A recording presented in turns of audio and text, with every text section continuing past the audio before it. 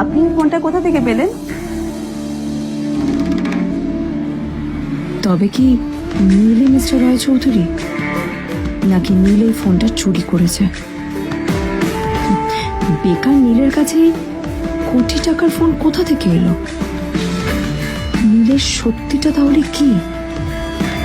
আর ও যদি সত্যি বড় লোক হয়ে থাকে, তবে ও নিজের শ্বশুর বাড়িতে খরচামাই হয়েই বা থাকে কেন?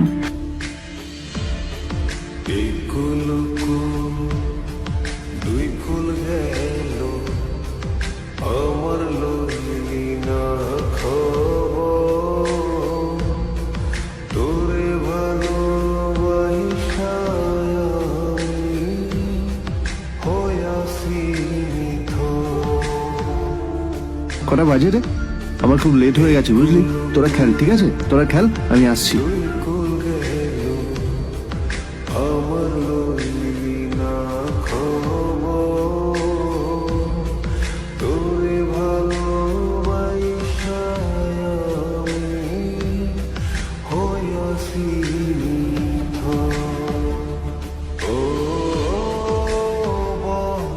নীল, জল পড়ছে না কেন দেখো না।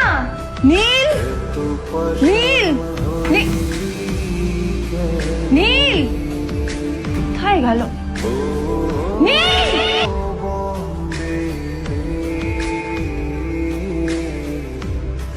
নীল, নীলকে ডাকছে কেন বলতো?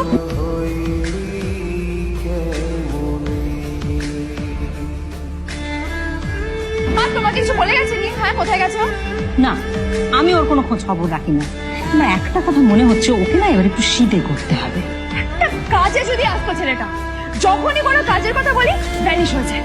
আমি ওকে বলেছিলাম আর&বি গোল্ডেন ডায়মন্ড থেকে আমার সেটটা নিয়ে আসতে, আনেনি। আনেনি। আজকেও ভালো করে অফিসে নিয়ে যাবো, ভ্যানিশ হয়ে গেল। কোথায় গেল কে জানে। আমার ভাগ্যেই জুটেছে এরকম একটা ছেলে। তুমি কেন বিয়েটা দিয়েছিলে আমাকে? এটা আবার কি বলছিস? আমার কি দোষ? দেখ, ওই অসভ্য ছেলেটার সাথে বিয়ে দিতে চাইনি। যা করেছে তোর বাবা করেছে, এটা আমার কোনো দোষ।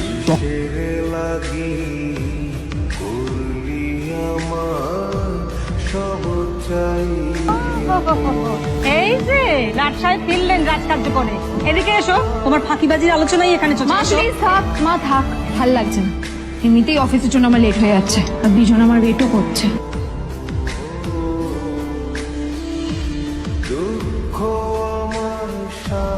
আরে যে এই ছেলেটার মতো একটা ফাঁকিবাজ না তুমি পাবে না। তুমি কেন দাঁড়িয়ে আছো? এই যে শোনো শোনো শোনো শোনো, দাঁড়িয়ে আছো কেন? তোমাকে আমি বলেছিলাম আর&গোল্ড ডায়মন্ড তোমার সেটটা তুলেছো, তোলোনি তো। এইটা চাই না আমার। তুমি আমার সাথে অফিসে যাবে, ফেরার পথে তুমি সেটটা নিয়ে আসবে। তোমার জন্য সবসময় লেট হয়ে যাবে, তোমার জন্য বিরক্ত লাগে। আর ব্যাগটা নিয়ে ওর কাছে কোথায় যাচ্ছ? যা, দিয়ে ওখানে রেখে এসো।